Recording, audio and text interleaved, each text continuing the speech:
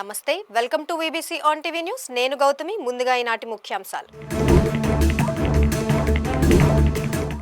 త్వరలో భూమికి చేరనున్న సునీత విలియమ్స్. ప్రత్యేక క్రూటన్ మిషన్ను ప్రారంభించిన నాసా. పోక్సో కేసులో యడియూరప్పకు ఊరట. సమన్లను నిలిపివేసిన కర్ణాటక హైకోర్టు. రాజధాని అమరావతి పనుల పునఃప్రారంభం. ప్రధాని మోదీ చేతుల మీదుగా శంకుస్థాపన చేయనున్నట్టు సమాచారం. 40 ఏళ్ల టీడీపీని నిలబెట్టామన్న పవన్ కళ్యాణ్. జయకేతనం సభలో ఉద్విగ్నంగా ప్రసంగం.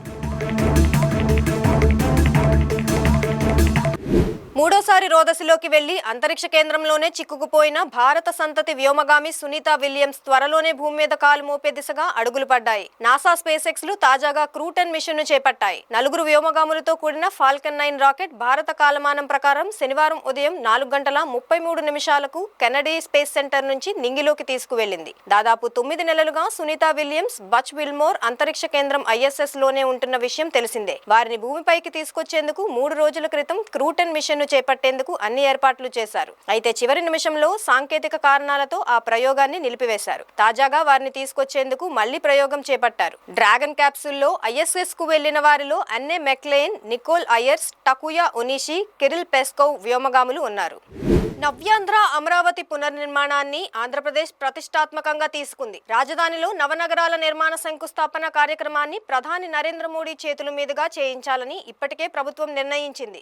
ఈ కార్యక్రమంలో పాల్గొనేందుకు ఏప్రిల్ 15 నుంచి 20 తేదీ మధ్య అమరావతికి ప్రధాని వచ్చే అవకాశం ఉంది. తొలి దశలో రాజధానిలో నిర్మాణాలు, మౌలిక సదుపాయాల కల్పనకు రాష్ట్ర ప్రభుత్వం 67,721 కోట్ల రూపాయలు వెచ్చించనుంది. 37,702 కోట్ల రూపాయల పనులకు ఇప్పటికే టెండర్లు ఖరారు చేసింది. నిర్మాణ పనులను మిషన్ మోడ్ లో చేపట్టేలా ప్రణాళికలు సిద్ధం చేస్తోంది. ఈ నెల 17వ తేదీన రాష్ట్ర మంత్రివర్గం సమావేశంలో ఆమోదం తర్వాత కాంట్రాక్ట్ ఏజెన్సీలకు అగ్రిమెంట్ లెటర్లు జారీ చేయనుంది. వర్క్ ఆర్డర్లు జారీ కాగానే ఏజెన్సీలు పనులను ప్రారంభించనున్నాయి. కర్ణాటక మాజీ ముఖ్యమంత్రి యడియూరప్పకు ఊరట దక్కింది. పోక్సో కేసులో ఆయనకు కోర్టు స్వల్ప ఊరట కల్పించింది. మార్చి 15న పోక్సో కేసు విచారణకు హాజరు కావాలని ఫాస్ట్ ట్రాక్ కోర్టు ఇటీవలే ఆయనను ఆదేశించింది. అయితే కర్ణాటక హైకోర్టు ఆ కేసుకు సంబంధించిన సమన్లను నిలిపివేసింది. 17 ఏళ్ల బాలికపై యడియూరప్ప లైంగిక దాడికి పాల్పడినట్లు గతంలో ఆరోపణలు వచ్చాయి. మైనర్ అయిన తన కూతురుపై గతేడాది ఫిబ్రవరి 2న యడియూరప్ప లైంగిక దౌర్జన్యానికి పాల్పడ్డారని బాలిక తల్లి గతంలో పోలీసులకు ఫిర్యాదు చేసింది. అయితే తనపై వచ్చిన లైంగిక వేధింపుల ఆరోపణలను యడియూరప్ప ఆఫీస్ తీవ్రంగా ఖండించింది. అంతేకాకుండా ఈ పోక్సో కేసు నమోదు చేసిన మహిళ గతంలోనూ పలువురిపై ఇలాంటి ఆరోపణలు చేశారని తెలిపారు. 40 ఏళ్ల టీడీపీని తామే నిలబెట్టామని జనసేన అధినేత రాష్ట్ర ఉప ముఖ్యమంత్రి పవన్ కళ్యాణ్ పేర్కొన్నారు. కాకినాడ జిల్లా పిఠాపురంలో జరిగిన పార్టీ ఆవిర్భావ దినోత్సవంలో ఆయన ప్రసంగించారు. ఒక్కడినే జనసేన పార్టీ స్థాపించాను, 2018లో పోరాట యాత్ర చేశాను అని గుర్తు చేశారు. భయం లేదు కాబట్టే 2019లో పోటీ చేశామన్నారు. ఓడినా అడుగు ముందుకు వేశాను, మనం నిలదొక్కున్నాం అన్నారు. మనం ఓడినప్పుడు మన ఆడపడుచులను అవమానించారు, వారిని జైళ్లలో పెట్టారు, నిర్బంధించారు. 4 దశాబ్దాలుగా సుదీర్ఘ రాజకీయాల్లో ఉన్న వ్యక్తిని జైల్లో పెట్టారు. నాలాంటి వాడిని ఎన్నో అవమానాలు చేశారు. నన్ను అసెంబ్లీ గేటు కూడా తాకలేవని అన్నారు. అసెంబ్లీలో 21 మంది ఎమ్మెల్యేలతో అడుగుపెట్టామన్నారు. దేశమంతా తల తిప్పి చూసేలా మనం విజయం సాధించాం. రుద్రవీణ వాయిస్తాం, అగ్నిదారాలు కురిపిస్తాం, దాస్తిక ప్రభుత్వాన్ని దింపి కూటమి ప్రభుత్వాన్ని గద్దెనెక్కించాను అని గుర్తు చేశారు. నా తెలంగాణ కోటి రతనాల వీణ, తెలంగాణ ప్రజల ఆశీర్వాదం నాకు పునర్జన్మనిచ్చింది అని తెలిపారు. 2 రాష్ట్రాల ఆడపడుచులు నా వీర మహిళలకు నేను రుణపడి ఉంటానన్నారు. నన్ను రాజకీయాల్లోకి ప్రోత్సహించింది శ్రీపతి రాముడు అని పేర్కొన్నారు. உள்ளுரெல்லாம் எதிர்த்து நின்று போதினும் அச்சமில்லை அச்சமில்லை అచ్చమెన్బదిల్లయే. భయం లేదు భయం లేదు భయం అన్నది లేనే లేదు. ఒక దుర్నీతి దుర్జన లోకమంతయు ఎదురొచ్చినా భయం లేదు భయం లేదు భయం అన్నది లేనే లేదు. భయం లేదు కాబట్టే అసలే చీకటి గాఢాంధకారమైన వెళ్ళే దారంతా గోతులు గుంతలు లోయలు అగాధాలు ఉన్న ఇల్లేమో దూరమైన చేతిలో దీపం లేకపోయినా గుండె ధైర్యమే కవచంగా ధరించిన వాణ్ణి కనుకే అన్నీ ఒక్కడే అయి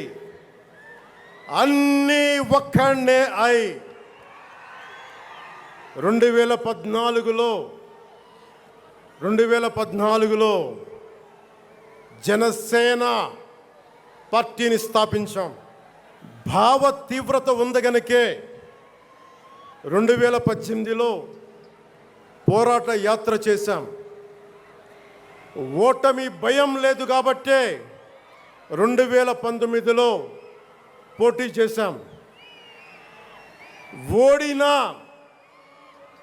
ఓడినా అడుగు ముందుకే వేశాం.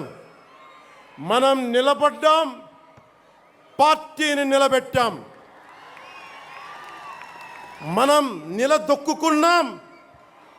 మనం నిలదొక్కుకోవటమే కాకుండా 4 దశాబ్దాల టీడీపీ పార్టీని కూడా నిలబెట్టాం. మనం ఓడినప్పుడు 2019లో మీసాలు మెలేశారు, జబ్బలు చరిచారు, తొడలు కొట్టారు, మన ఆడపడుచుల్ని అవమానించారు, ప్రజల్ని నిరంతరం హింసించారు. ఇదే న్యాయం అని మన నాయకులు, మన జన సైనికులు, మన వీర మహిళలు అందరూ అడిగితే, గొంతెత్తితే వారిపైన కేసులు పెట్టారు, జైళ్ళల్లో పెట్టారు, నిర్బంధంలో తోశారు. 4 దశాబ్దాల సుదీర్ఘ రాజకీయ అనుభవం ఉన్న నాయకుడిని అక్రమ కేసుల్లో బంధించారు. వారి తెలుగుదేశం పార్టీ కార్యకర్తల్ని, సీనియర్ నాయకుల్ని రోడ్డు మీదకి రావాలంటే భయపడేలా చేశారు. ఇక నాలాంటి వాణ్ణి తిట్టని తిట్టు లేదు, పాల్ చేయని అవమానం లేదు, చేయని కుట్ర లేదు, వేయని కుతంత్రం లేదు. ఈ ఎన్నికల్లో అసెంబ్లీ గేటును కూడా తాకలేవు అని మనల్ని ఛాలెంజ్ చేసి సరిచిన ఆ తొడల్ని బద్దలు కొట్టాం. ఏం చేశాం? బద్దలు కొట్టాం.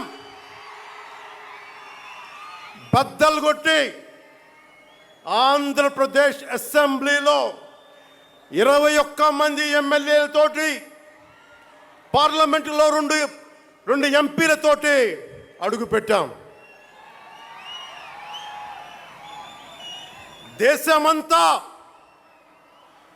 దేశమంతా తల తిప్పి తిరిగి చూసేలా 100% స్ట్రైక్ రేట్తో ఘన విజయం సాధించాం. ఎన్డీఏ కూటమి ప్రభుత్వాన్ని నిలబెట్టాం. ఈరోజు జయకేతనం ఎగరేస్తున్నాం. జై జనసేన, జై జనసేన, జై జై జనసేన, జై.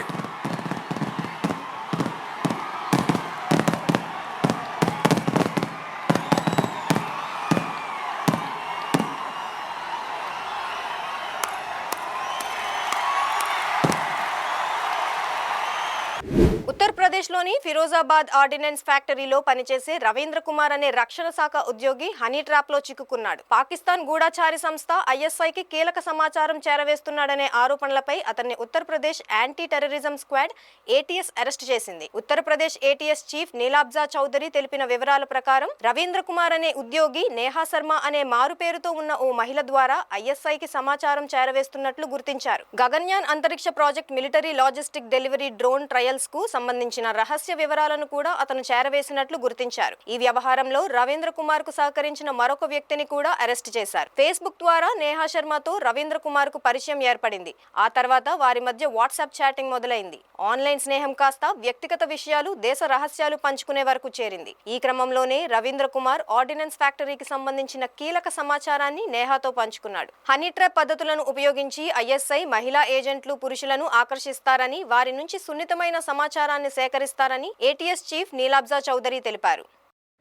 కృత్రిమ మేధస్సు వినియోగంలో నైతిక పరిణితి అవసరమని, అప్పుడే సమాజహితానికి టెక్నాలజీ ఫలాలను అందించగలమని ఏఐ తెలుగు ట్రైనర్ కుర్రా విజయ్ కుమార్ అన్నారు. కమ్యూనికేషన్ విప్లవంలో ఏఐ శక్తి సామర్థ్యాలు అనే అంశంపై విశాఖలో public relation society of India నిర్వహించిన ప్రత్యేక ప్రసంగ కార్యక్రమంలో ఆయన ముఖ్య వక్తగా మాట్లాడారు. కృత్రిమ మేధస్సు వల్ల భవిష్యత్తులో కలిగే ప్రయోజనాలతో పాటు దుర్వినియోగం చేయడం వల్ల వచ్చే అనర్థాలను కూడా ఆయన పవర్ పాయింట్ ప్రెజెంటేషన్ లో వివరించారు. వ్యాపార అభివృద్ధి, మార్కెటింగ్, రీసెర్చ్, సెంటిమెంట్ అనాలిసిస్ లతో పాటు పబ్లిక్ రిలేషన్స్ ను విస్తృతపరచుకోవడంతో కృత్రిమ మేధస్సులో ఉండే సౌలభ్యాలను ఆయన తెలియజేశారు. కృత్రిమ మేధస్సును ప్రతి ఒక్కరూ అలవర్చుకోవలసిన అవసరం ఎంతైనా ఉందని, అదే సమయంలో విచక్షణ, నైతికత అనే ప్రధాన సూత్రాలను విస్మరించరాదని కుర్రా విజయ్ తెలిపారు.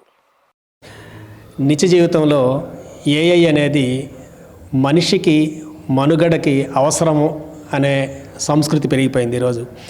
ఏఐ లేకుండా మనము రేపు ఫ్యూచర్లో ఉండలేమేమో అనే స్థాయికి ఏఐ ఎదుగుతుంది. అయితే ఏఐ అవసరమా కాదా అనేది ఎవరి వ్యక్తిగత పరిణితికి సంబంధించింది. అయితే ఏఐ నేర్చుకున్న వాళ్ళు, ఏఐని ఉపయోగించుకునే వాళ్ళు ఫ్యూచర్లో ఖచ్చితంగా ముందుకెళ్తారు.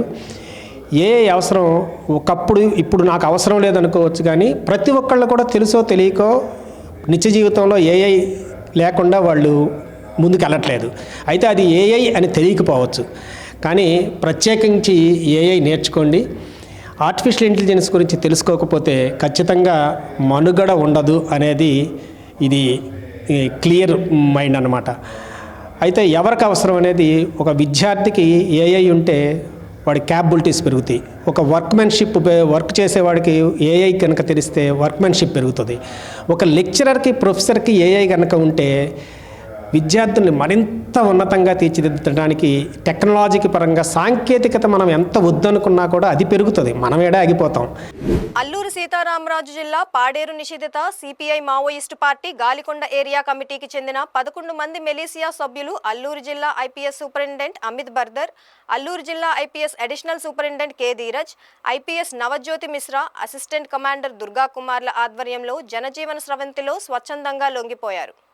ఈ సందర్భంగా ఎస్పీ అమిత్ బర్దర్ మాట్లాడుతూ, ప్రభుత్వం కల్పిస్తున్న అనేక సంక్షేమ పథకాలు, సదుపాయాలు సద్వినియోగం చేసుకుని జనజీవన స్రవంతిలో కలిసి వ్యక్తిగతంగా అభివృద్ధి చెందాలన్నారు. అదేవిధంగా తమ కుటుంబ సభ్యులను అభివృద్ధి పదంలో నడిచే విధంగా తోడ్పడాలని మావోయిస్టులకు పిలుపునిచ్చారు. లొంగిపోయిన మావోయిస్టులకు ప్రభుత్వ పరంగా రావాల్సిన అన్ని పథకాలు ఇప్పిస్తామని హామీ ఇచ్చారు. రైతులు సకాలంలో అందేలా చర్యలు తీసుకుంటామని, మావోయిస్టు పార్టీ నుండి బయటకు వచ్చి జనజీవన స్రవంతిలో కలవాలి అనుకునేవారు స్వచ్ఛందంగా గాని, బంధుమిత్రుల ద్వారా గాని తమ దగ్గరలోనే పోలీస్ స్టేషన్లో లేదా జిల్లా పోలీసు ఉన్నత అధికారులను గాని సంప్రదించాలని తెలియజేశారు.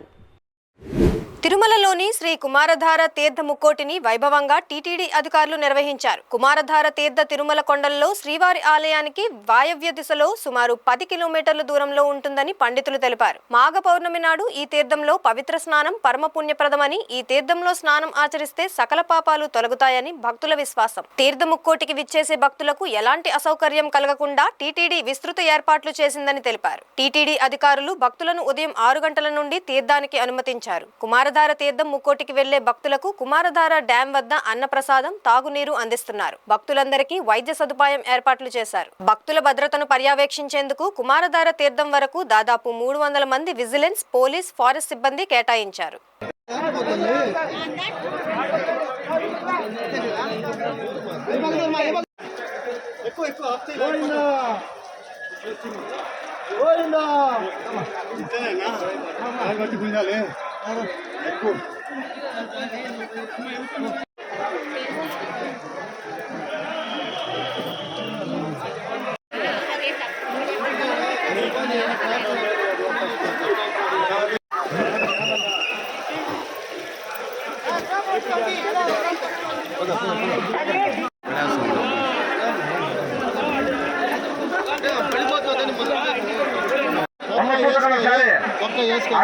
అడుగు తీసి అడుగు వేయమ్మా, దాంట్లో వేయద్దు.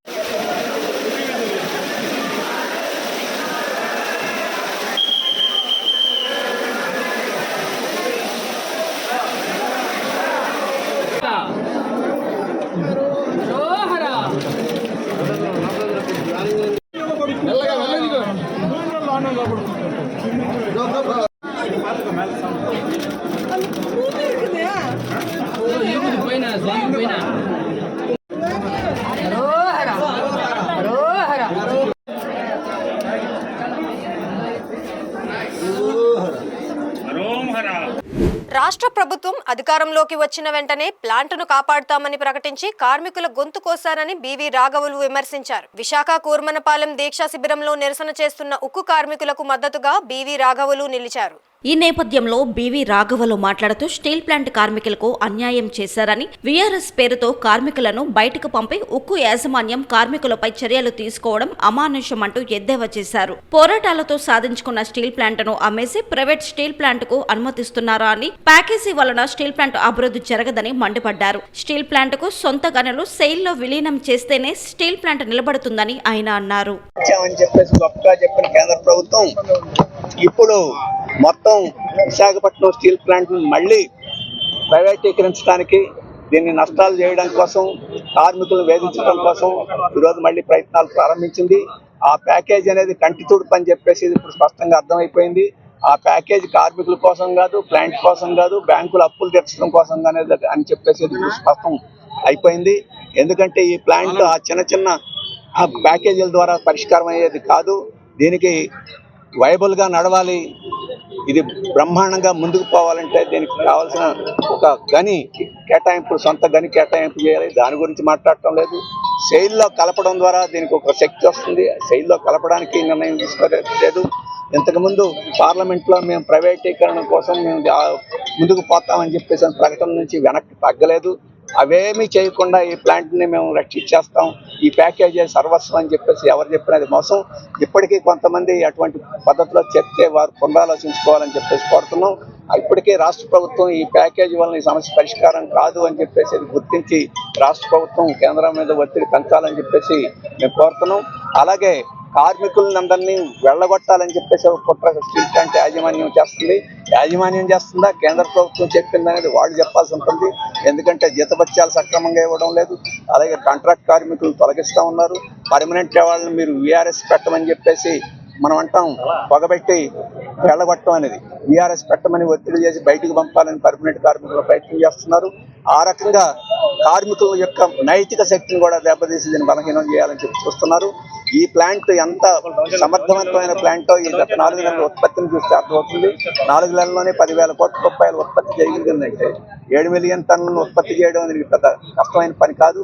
అటువంటి ప్లాంట్ని పూర్తి స్థాయిలో సామర్థ్యంతో పనిచేయించేదానికి కాకుండా తన యొక్క కుట్రల్ని దీన్ని దెబ్బతీసి బలహీనం చేయాలనే కుట్రలను కొనసాగించుకునేది దారుణం. వెంటనే కేంద్ర ప్రభుత్వం పార్లమెంట్ సమావేశాలు జరుగుతున్నాయి. ఈ పార్లమెంట్లో స్టీల్ ప్లాంట్కి కావాల్సిన ప్యాకేజీ ఈ 11,000 కోట్ల రూపాయల ప్యాకేజీ కాదు, ఈ ప్లాంట్ని ప్రైవేటీకరించమని, సెయిల్లో కలుపుతామని, గని కేటాయిస్తామని చెప్పేసి, అలాగే వేత ఒప్పందం ఏదైతే చేసుకున్నామో దాన్ని అమలు జరుపుతామని చెప్పేసి వీటన్నిటితో కలిపిన ఒక ప్రకటన చేయాలని చెప్పేసి మేము డిమాండ్ చేస్తున్నాం. కార్మిక సంఘాలకి మేము ధన్యవాదాలు తెలియజేస్తున్నాం. వారందరూ ఐక్యంగా ముందుకు వస్తున్నారు. ఈ రాష్ట్రంలో ఉండే రాజకీయ పార్టీలు కూడా స్టీల్ ప్లాంట్ని ప్రతిష్టాత్మకమైన అంశంగా తీసుకొని దీన్ని రక్షించుకునేదని ముందుకు రావాలని చెప్పేసి సందర్భంలో విజ్ఞప్తి చేస్తున్నాం. విధులు నిర్వహిస్తూ ఉక్కు కాంట్రాక్ట్ ఉద్యోగి మృతి చెందాడు. పెదగంట్యాడ దరి ముసలినాయుడుపాలెంలో నివాసముంటున్న వేపాడ సూర్య వెంకటరమణ ఉక్కు కర్మాగారంలో కాంట్రాక్టర్ వద్ద ట్రాక్టర్ డ్రైవర్గా విధులు నిర్వహిస్తున్నాడు. యథావిధిగా విధులకు హాజరై జోన్ ఎంజెడ్లో ట్రాక్టర్ను నడుపుతుండగా గుండెపోటుతో కుప్పకూలిపోయాడు. దీనితో సహచర కార్మికులు వైద్యులకు సమాచారం అందించారు. వైద్యులు పరీక్షించి మృతి చెందినట్లు నిర్ధారించారు. ఈ విషయం తెలుసుకున్న బంధువులు న్యాయం చేయాలని ఆందోళనకు దిగారు. దీంతో ఉక్కు ప్రధాన ద్వారం వద్ద ఉద్రిక్త పరిస్థితి నెలకొంది.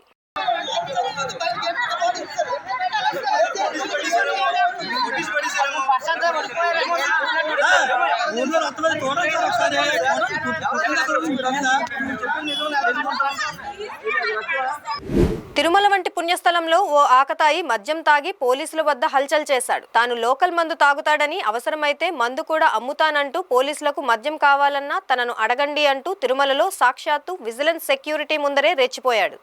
నేను లోకల్లో కొడుకునే, నేను కొండ మీద కొడుకునే, నేను కావాలంటే మందు కూడా అమ్ముతా. ఇప్పుడేమి అమ్ముదులేరా నేను కొడుకు కావాలా? మీకు మందు అంతా కావాలా? పోలీసు వాళ్ళ మీకు నేను అమ్ముతా. నేను లోకల్లో కొడుకునే. ఇప్పుడు ఏం చేద్దాం?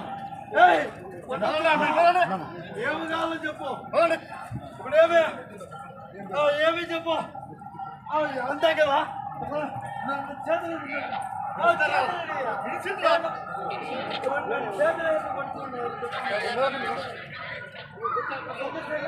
కాకినాడ జిల్లా పిఠాపురం నియోజకవర్గం చిత్రాడ గ్రామంలో జరిగిన జనసేన ఆవిర్భావ సభలో పాల్గొన్న జనసేనాని రాష్ట్ర ఉప ముఖ్యమంత్రి పవన్ కళ్యాణ్ కు పార్టీ శ్రేణులు ఘనంగా వీడ్కోలు పలికాయి. ఈ మేరకు కాకినాడలో ఆయన బస చేసిన హోటల్ వద్దకు పెద్ద సంఖ్యలో జనసేన పార్టీ శ్రేణులు, అభిమానులు చేరుకున్నారు. ఆయనకు వీడ్కోలు పలికిన వారిలో రాష్ట్ర మంత్రులు నాదెండ్ల మనోహర్, కందుల దుర్గేష్, కాకినాడ ఎంపీ ఉదయ్ శ్రీనివాస్ ఉన్నారు. ఈ సందర్భంగా పోలీసులు ఆయనకు గట్టి బందోబస్తు ఏర్పాటు చేశారు. అనంతరం ఆయన హెలికాప్టర్లో బయలుదేరి వెళ్లారు. सर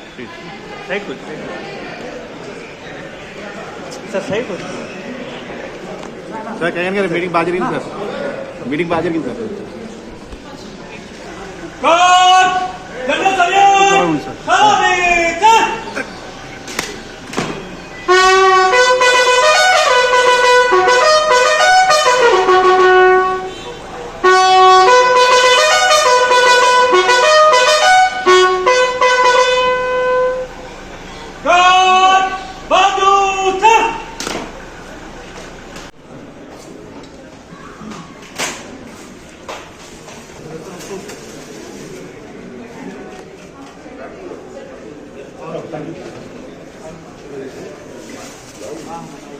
నంద్యాల జిల్లా ఆళ్లగడ్డ నియోజకవర్గంలో గల ప్రముఖ పుణ్యక్షేత్రం అహోబిలంలో బ్రహ్మోత్సవాలలో భాగంగా రథోత్సవం, గరుడోత్సవం నిర్వహించారు. ఉత్సవమూర్తులైన ప్రహ్లాదవరుడు, శ్రీదేవి భూదేవి సమేత అమ్మవార్లను ప్రత్యేకంగా అలంకరించి రథోత్సవం, గరుడోత్సవం నిర్వహించారు. స్వామివార్లకు అభిషేకం, కైంకర్యాలు, వేద పండితుల వేద మంత్రోచ్చారణలతో పూజలు నిర్వహించారు. అహోబిల మఠం పీఠాధిపతి యతేంద్ర మహాదేశికన్ ఆధ్వర్యంలో గరుడోత్సవం, రథోత్సవం నిర్వహించారు.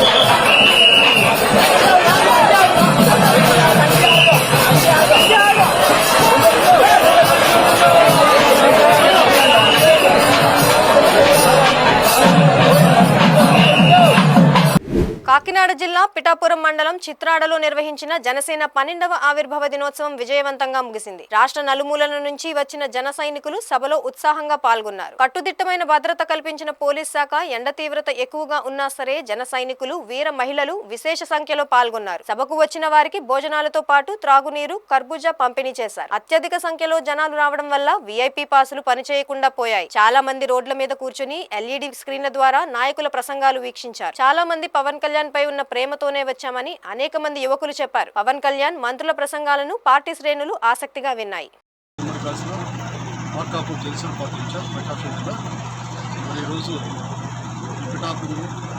జనసేన ఆవిర్భావ సభ అంగరంగ వైభవంగా జరుగుతూ ఉంది. మరి మంచి మా నాయకుడు పవన్ కళ్యాణ్ మంచి మెజార్టీ ఇచ్చినటువంటి ఈ యొక్క పిఠాపురం ప్రజలకు చాలా రుణపడి ఉన్నాం మేమంతా. మరి ఆ స్థలంలో ఆ పిఠాపురం స్థలంలో జనసాక్షి ఇక్కడ జరుగుతున్న పెద్ద కార్యక్రమానికి బహిరంగ సభకు వారితో మా జనసందర్భం అంతా మా జన సైనికులు వీర మహిళల నాయకులు బ్రహ్మాండంగా చాలా సంతోషంతో ఉత్సాహంతో ఇక్కడికి వచ్చారు. మరి మా వంతు సేవగా డొక్కా సీతమ్మ వారి స్ఫూర్తితో వారి యొక్క పేరు మీద ఈ యొక్క అన్నదాన కార్యక్రమాన్ని స్టార్ట్ చేశారు. మా జన సైనికులు వీర మహిళలు నాయకులు ఎవరు కూడా అసౌకర్యానికి గురి కాకుండా వారికి ఆహార పదార్థాలు ఇచ్చాలని సదుద్దేశంతో ఈ యొక్క దీంట్లో మేము భాగస్వామ్యందుకు గర్విస్తాము. శ్రీకృష్ణ చైతన్య మహాప్రభువు జయంతి ఉత్సవాలు హరే కృష్ణ మూవ్మెంట్ సంస్థ ఆధ్వర్యంలో హరే కృష్ణ వైకుంఠం విశాఖలోని ఆనందపురం మండలంలో అత్యంత ఘనంగా జరిగాయి. ద్వాపర యుగంలోని శ్రీకృష్ణ భగవానుడే కలియుగంలో శ్రీకృష్ణ చైతన్య మహాప్రభువుగా అవతరించారని శాస్త్రంలో వర్ణించబడింది. అంగరంగ వైభవంగా శ్రీకృష్ణ బలరాములు విగ్రహాలకు అభిషేకం నిర్వహించారు. శ్రీకృష్ణ చైతన్య మహాప్రభువు భగవంతుని దివ్య ఆవిర్భావ దినోత్సవము సందర్భంగా హరే కృష్ణ మూవ్మెంట్ భక్తులు స్వామివారికి పంచామృతం, పంచగంధ్య సువాసనలతో కూడిన పుష్పాలు, వివిధ రకాల పండ్ల రసాలతో మహాభిషేకం నిర్వహించారు. సంస్థ ప్రతినిధి అంబరీష దాస పర్యవేక్షణలో ఈ ఉత్సవాలు జరిగాయి.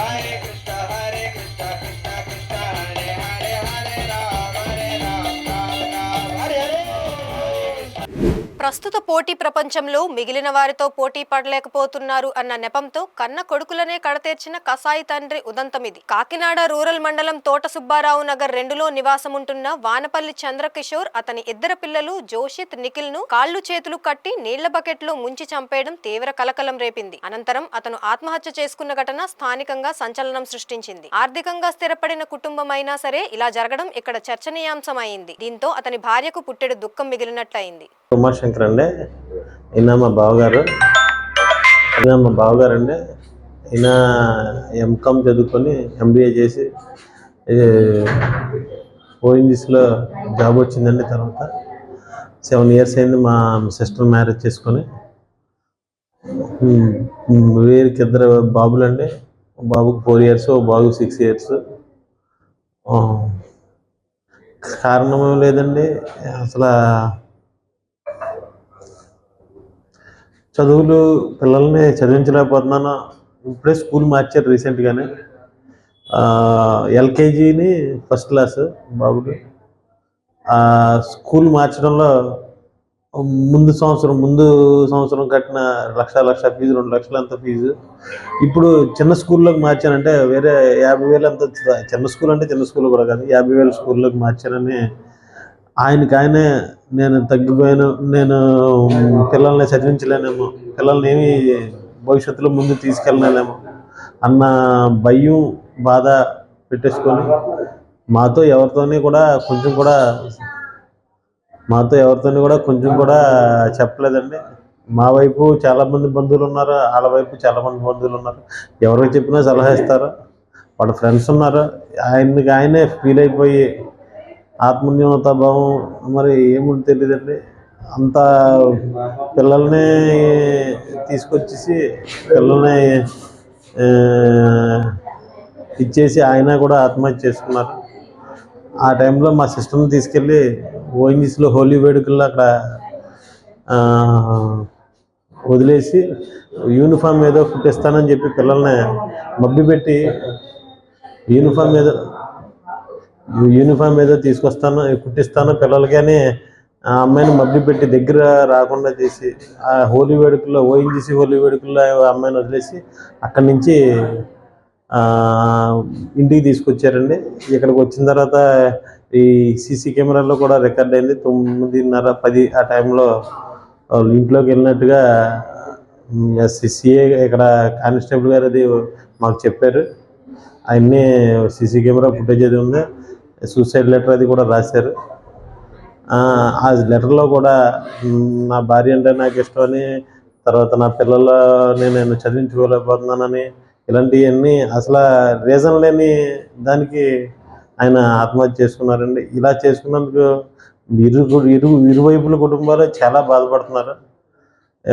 ఇంత బాధని ఆయన మిగిల్చి ఆయన చాలా మంచి వ్యక్తి అండి. ఆయన అంత మంచి వ్యక్తి ఎవరు ఉండరు.